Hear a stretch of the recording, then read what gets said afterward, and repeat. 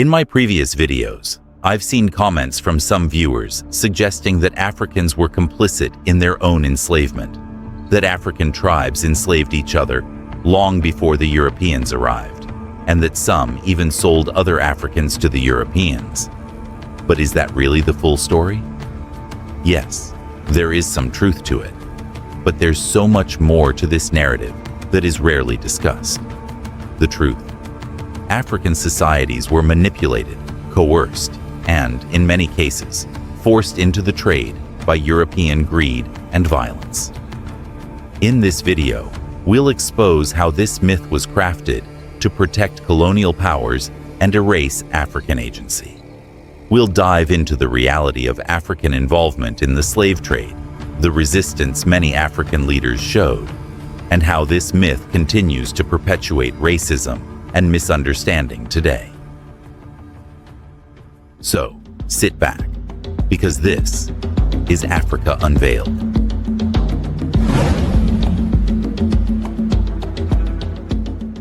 Before we dive in, I know many of you are watching from around the world, united by a love for Africa. Drop a comment and let me know where you're tuning in from. I'll be in the comments engaging with you. And if you're enjoying the content, a like and subscription would truly mean the world to me. All right, let's get back to the video.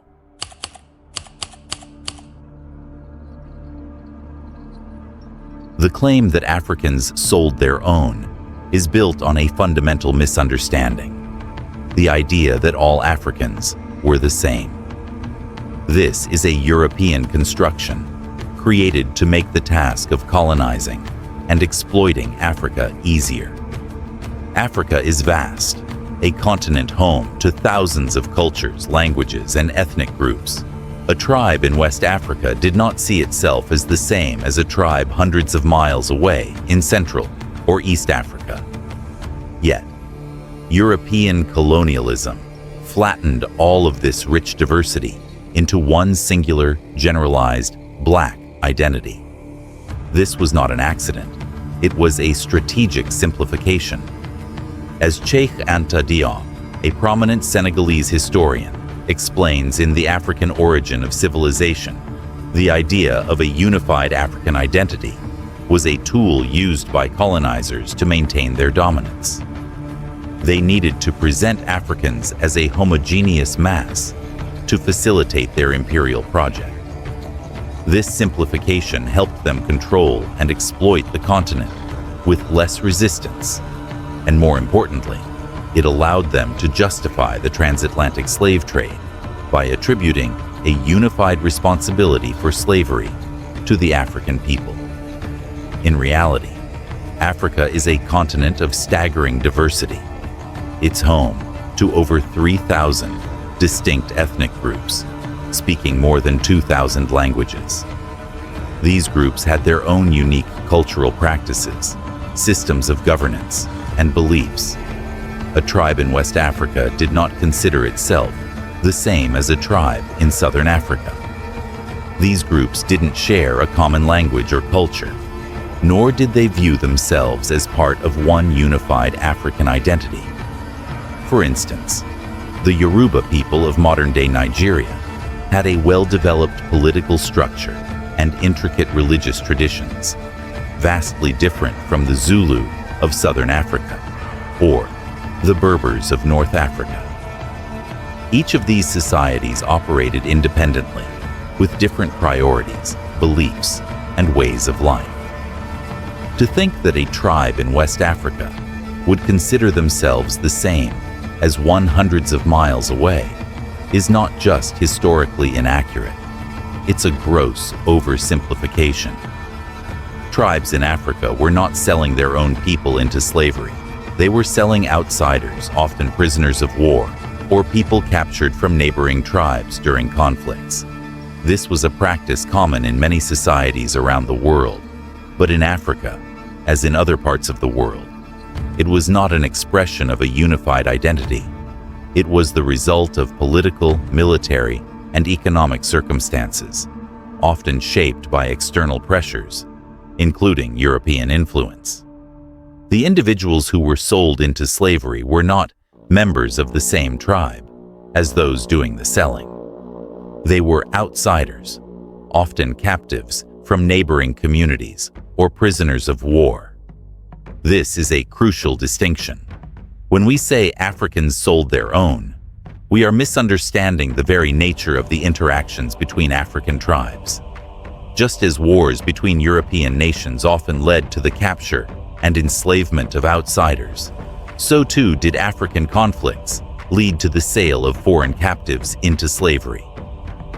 Take the Kingdom of Dahomey, now part of modern-day Benin, for example. This kingdom was involved in the transatlantic slave trade, but did not sell its own people. The Dahomeans captured prisoners of war from neighboring groups, such as the Aja and Yu peoples, and sold them to European traders. This was not an act of betraying their own.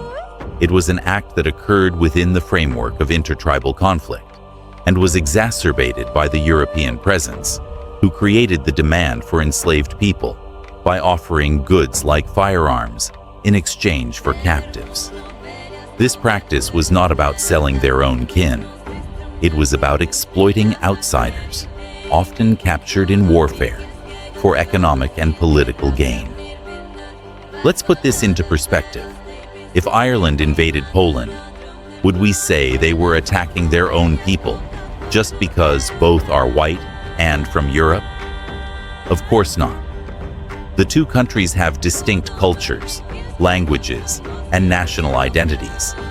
The idea that two African tribes, hundreds of miles apart, would be considered the same just because they share a continent is just as absurd. The reality is that Africa's diversity is far more complex than the simplistic categorization imposed by colonial powers. Much like how we wouldn't group Poland and Ireland as the same people because they share a continent, we should not assume that any group of people in Africa is selling their own. The Yoruba of West Africa were not the same as the Hausa of the north, nor the Zulu of the south. These distinctions were significant, and the idea that Africans sold their own people into slavery completely disregards these differences. The belief that all Africans were one people is rooted in white supremacy.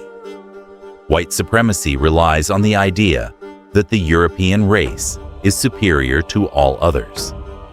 This racial hierarchy is perpetuated through the simplification of African cultures and identities, transforming them into one generic, undifferentiated mass. By presenting Africans as one homogeneous group, colonial powers could more easily justify their exploitation, whether through slavery or the colonization of the African continent. The myth of Africans selling their own into slavery is not a product of the African experience. It is a myth manufactured in the heart of colonial Europe. Let's explore how this myth was born and why it persists today. The transatlantic slave trade began in the 15th century when European powers, primarily the Portuguese, started to engage with Africa's coastal regions. At first, the Portuguese did not directly enslave Africans, but rather engaged in trade, establishing relations with African rulers. However, as demand for labor in the Americas grew, European traders began to play a more direct role in the slave trade. By the late 16th century, European traders, notably from Portugal, Spain, and later Britain and France, had established trading posts along the coast of West Africa. These traders, who often lacked the manpower to capture slaves themselves, relied on African middlemen to supply them with human captives. This is where the myth began to take root. Early European accounts, particularly those from Portuguese explorers and traders, often painted African societies as barbaric and primitive, highlighting isolated instances of conflict where enslaved individuals were captured during raids between rival groups or kingdoms. But this oversimplified narrative ignored the complexities of African social structures and the context in which these captives were taken. One of the earliest and most well-known examples of African participation in the slave trade is the Kingdom of Dahomey, located in modern-day Benin. The Dahomey were notorious for capturing individuals from rival tribes, often through warfare, and selling them to European traders.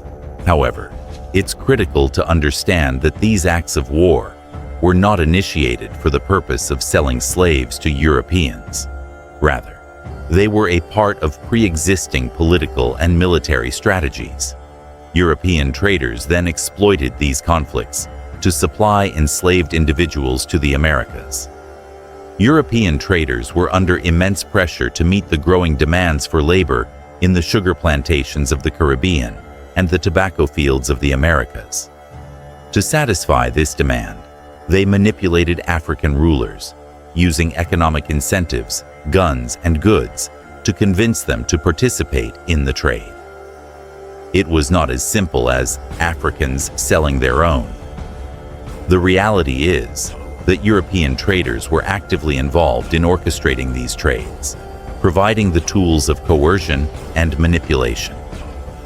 The narrative that Africans were simply selling their own people is not only misleading, it erases the broader historical context of European involvement in the transatlantic slave trade.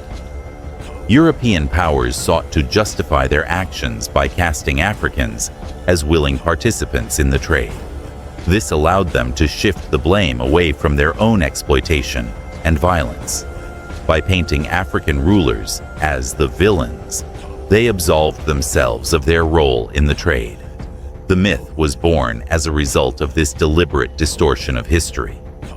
This myth has persisted for centuries and continues to permeate popular culture, where African agency in the slave trade is either downplayed or entirely erased.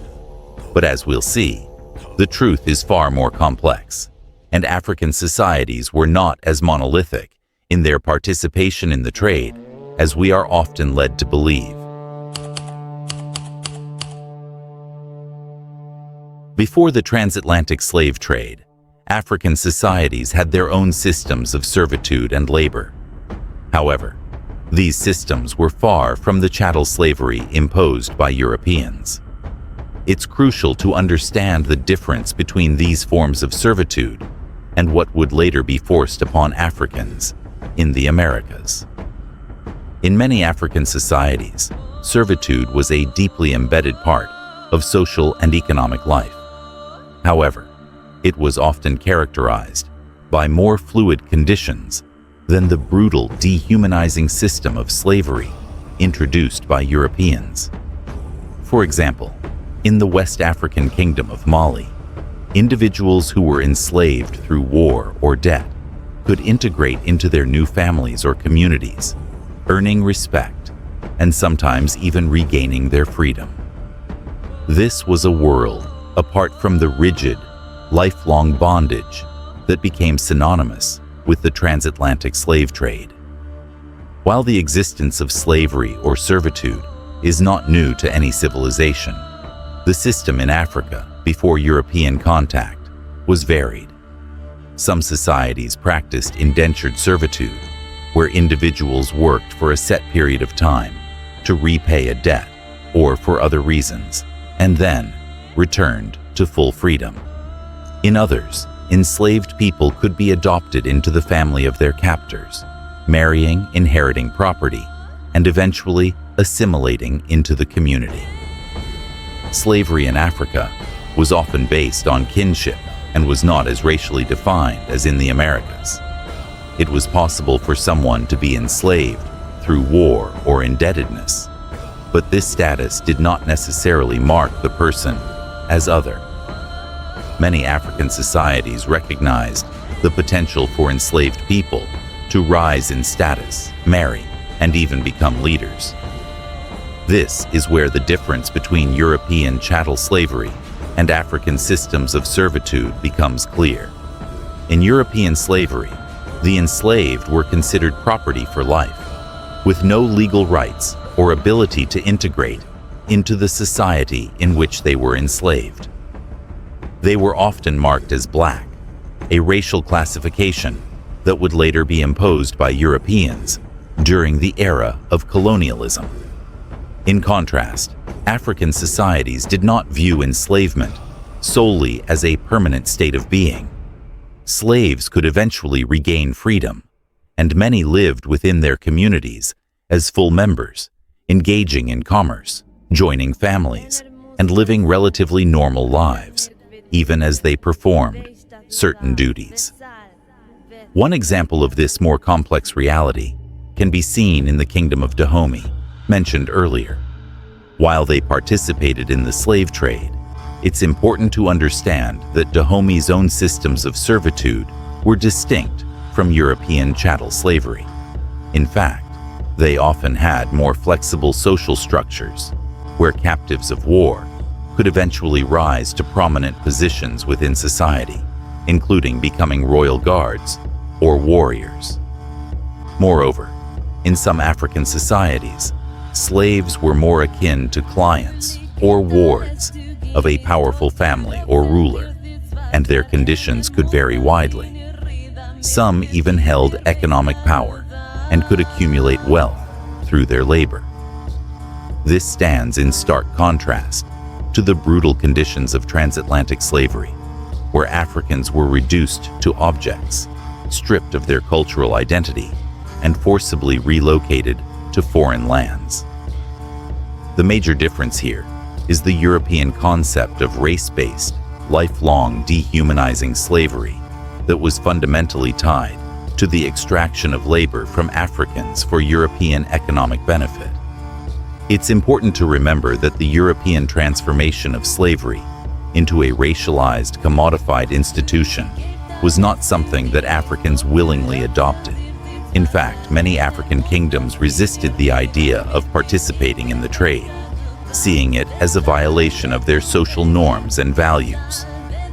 Resistance to the slave trade was not uncommon among African leaders. The Kingdom of Benin, for instance, famously resisted European attempts to involve them in the transatlantic trade, even going so far as to close their ports to European traders. The refusal of Benin to participate in the trade serves as a powerful example of how African rulers often viewed the European practice of slavery as an invasion of their societal and moral codes. As we'll see in later chapters, the idea that Africans sold their own people is a vast oversimplification. In reality, Africans were manipulated, coerced, and threatened by Europeans who sought to control and dominate the continent for their own economic gain. The myth of self-selling helps absolve European colonial powers of their responsibility and places undue blame on African societies, obscuring the complexities of the real history behind the transatlantic slave trade.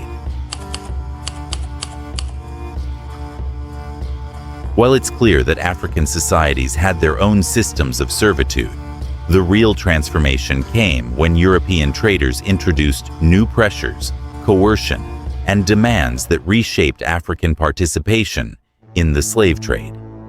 The slave trade was no longer simply about African customs or intertribal conflicts. It became an economically driven enterprise that benefited European colonial powers and distorted African societies. The Atlantic slave trade was not simply an African affair. It was a European business. European demand for labor to work on plantations in the Americas drove much of the transatlantic slave trade. As European colonization intensified, particularly in the Caribbean, South America, and North America, the need for slaves to work on sugar, tobacco, and cotton plantations exploded. But this demand was more than just an economic opportunity for Africans. It was a system of forced cooperation, fueled by European power and manipulation. European traders, especially the Portuguese, Dutch, French, and later the British, would sail down the coast of Africa with goods like guns, textiles, and alcohol. These were traded for enslaved Africans, who were often captured through war, kidnapping, or debt. In many cases, African rulers and traders were complicit in this system, but it is essential to understand the context in which these exchanges took place. European traders had far greater military and economic power than their African counterparts. They used this leverage to persuade, manipulate, and in some cases, threaten African leaders into participating in the trade. This was not a simple transaction of selling people. It was a forced system in which Africans were often trapped in a web of economic dependency and power imbalance. One prominent example of this dynamic can be found in the Ashanti Kingdom, one of West Africa's most powerful states during the 17th and 18th centuries. The Ashanti engaged in the slave trade, but their involvement was complex. While they did provide slaves to European traders, they also strategically used the trade to bolster their own military and economic strength. They exchanged captives taken in war for European goods, particularly firearms, which allowed them to maintain their power and expand their influence. However, this exchange was not as simple as selling their own. The Ashanti were engaged in a system that involved complex political strategies. They weren't selling their people. They were trading captives taken in conflict in a way that was not unlike how other nations engaged in warfare for economic or territorial gain. The introduction of European goods, including guns, reshaped African kingdoms' participation in the trade, creating a cycle of dependency that ultimately benefited European colonial powers more than African societies. The reality was that European traders did not simply rely on African middlemen to sell their own people. They created a market demand so insatiable and lucrative that it turned Africa into a source of raw labor for European colonies. African rulers, who had to contend with growing European pressure, often found themselves caught between their own survival and the looming threat of European domination. In fact, Europeans took extreme measures to ensure their success in the slave trade. The famous factory systems, such as those at Elmina Castle in Ghana, were built to house Africans in terrible conditions, while European traders negotiated deals. These factories were the true representation of the European effort to create an organized and profitable system of human trafficking. European powers were masters of economic manipulation. They didn't simply rely on African traders to act voluntarily. They used their guns and political influence to ensure African participation. The myth of Africans selling their own obscures the fact that European imperialism created an economic system that forced many African rulers into participation. One of the greatest examples of this manipulation is found in the role of the British during the 18th century. As the British Empire expanded its control over large parts of West Africa, they worked closely with African traders and rulers, providing them with weapons and goods in exchange for slaves. This economic pressure was enormous. Many African kingdoms, such as the Oyo Empire, became deeply involved in the trade because they were offered goods they could not afford otherwise. The power dynamics at play here were clear. European wealth and military might shape African involvement in the slave trade.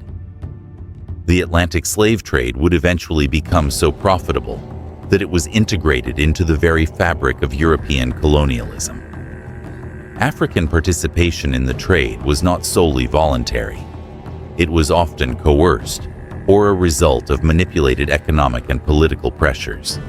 And as this system continued to grow, it took on a life of its own, feeding the demand for labor in the Americas and turning millions of Africans into commodities.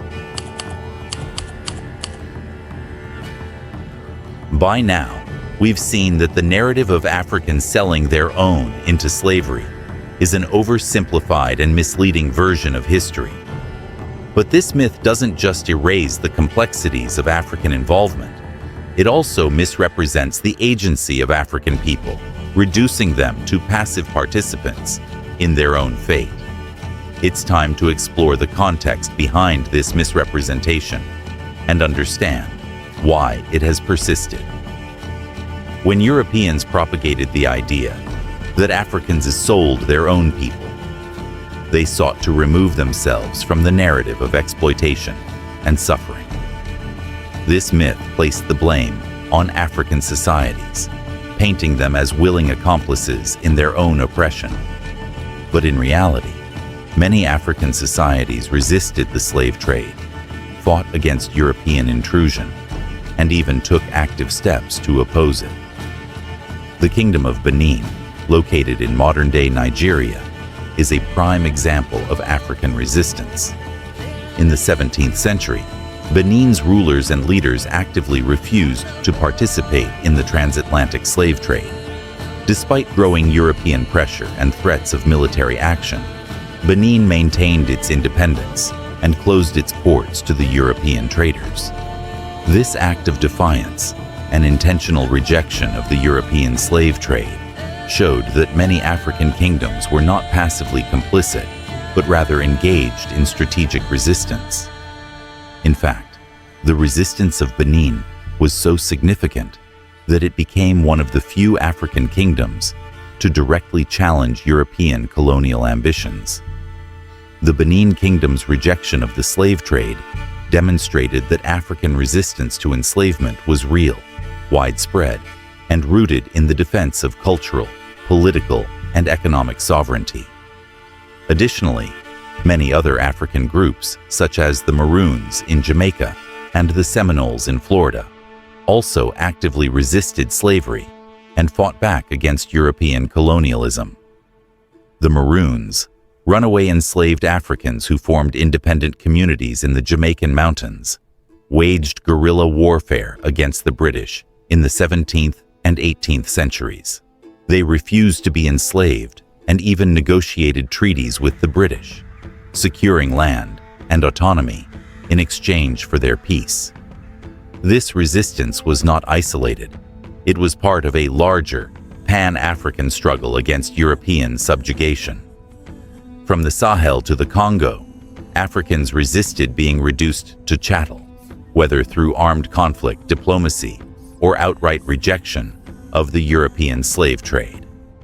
These stories are often overshadowed by the myth that Africans sold their own, a myth that erases African agency and strength.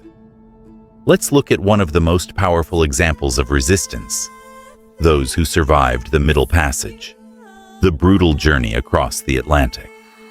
The truth is that many enslaved Africans fought back during their transport. Mutinies aboard slave ships were common, and many African captives chose death over the horrors of enslavement. One infamous example is the 1839 revolt on the Spanish ship La Amistad, where the enslaved Africans aboard took control of the ship, killing several of the crew and forcing the remaining crew to sail them back to Africa. The story of La Amistad is a powerful reminder of African resistance. These individuals were not willing participants in their own enslavement. They fought with everything they had to preserve their dignity, freedom, and humanity.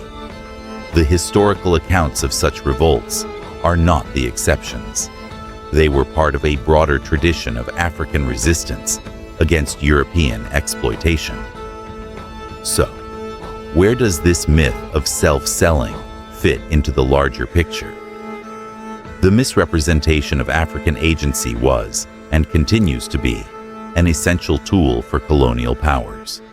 By distorting the truth and painting Africans as complicit, Europeans absolved themselves of the moral and legal responsibility for their crimes. The myth allowed European colonial powers to justify their actions, shifting the blame onto African societies and making it easier for the world to accept the brutal realities of the slave trade. The truth is that Africans were not passive participants. They fought back against the transatlantic slave trade in many ways, from armed resistance to cultural preservation. Yet, by framing the story as one of self-selling, the larger narrative of resistance, struggle, and survival is lost.